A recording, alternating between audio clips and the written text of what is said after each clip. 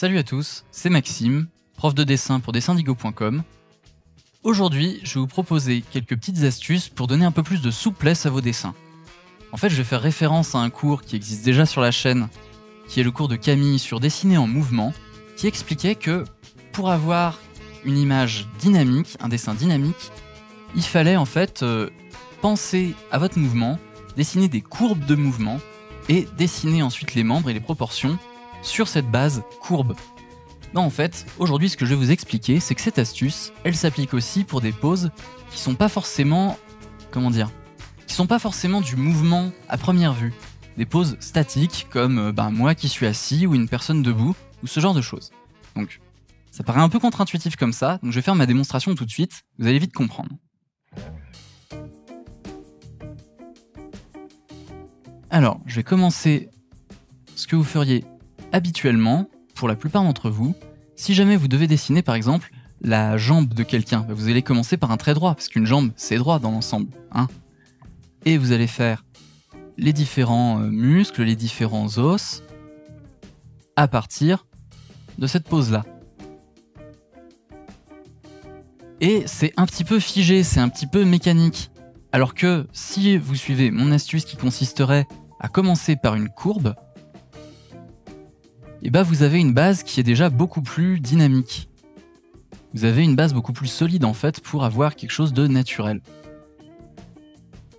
Et ensuite, quand vous allez appliquer votre anatomie, vous allez chercher le plus possible à accentuer la courbe qui est déjà présente.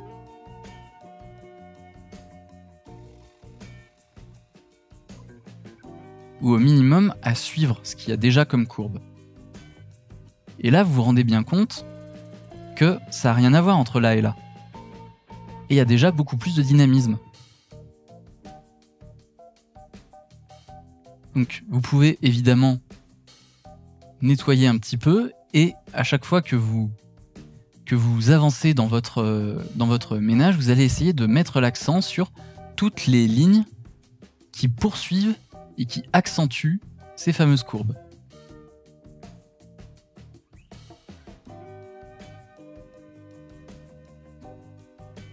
Bon.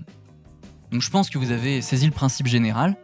Et maintenant, vous vous doutez bien que si ça marche pour juste un membre en particulier, ça marche pour n'importe quelle pose et n'importe quelle partie du corps. Par exemple, si vous faites une pose d'un personnage qui est debout, plutôt que de commencer comme ça,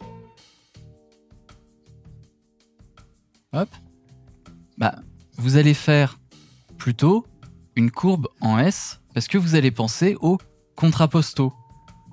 Ça, c'est quelque chose dont on vous a forcément déjà parlé, c'est le fait que l'orientation des épaules et du bassin, c'est toujours inversé l'un par rapport à l'autre. C'est parce qu'on se tient rarement parfaitement droit, on s'appuie jamais parfaitement, équitablement sur nos deux jambes, ce qui fait qu'il y a une jambe qui est tendue et une autre qui est plus détendue en fait.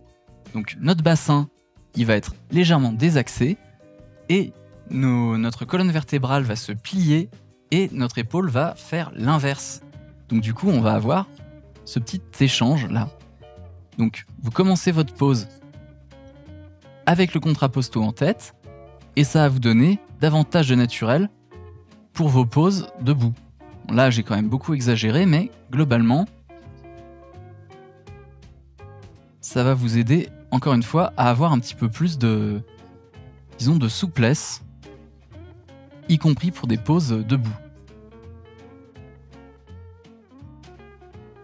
Voilà, vous pouvez atténuer un petit peu, mais voilà, gardez en tête cette courbe-là. Maintenant, je vais vous montrer quelques autres petits exemples de poses sur lesquelles ça s'applique. Notamment sur une pose assise, en général, on a tendance à s'avachir un petit peu. D'ailleurs, tous les sièges qui sont confortables dans par exemple, les fauteuils un peu de patron, bien en cuir et tout ça, il y a toujours un dossier qui est incliné pour correspondre à en fait une pose un peu avachie, qui n'est pas du coup une pose parfaitement droite, mais une pose où il y a une courbure de environ 110 degrés, donc à peu près 20 degrés par rapport à la perpendiculaire. Et vos jambes, quand elles sont détendues, vous pouvez les représenter à peu près aussi par une courbe, comme on l'a dit tout à l'heure. Et rien n'empêche du coup les bras d'être aussi détendus.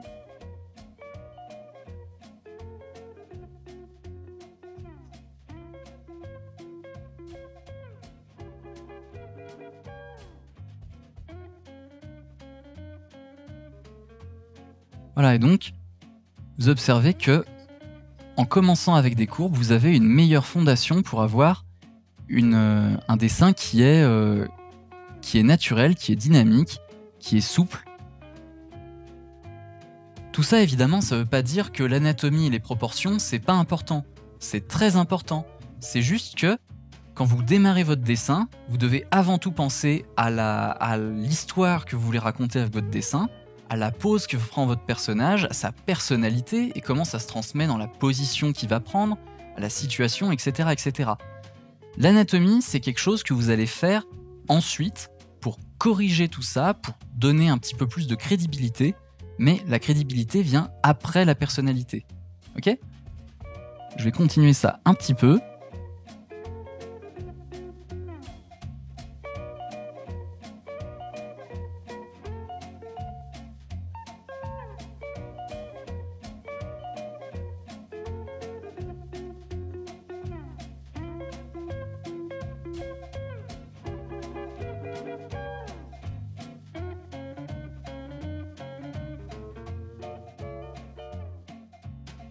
Voilà, on arrive à la fin de cette vidéo, j'espère que ça vous a plu, j'espère que vous avez pu en tirer quelque chose. N'hésitez pas à faire vos retours dans les commentaires, discutez entre vous, échangez-vous aussi des petites astuces comme ça que vous utilisez pour donner un peu de personnalité à vos dessins.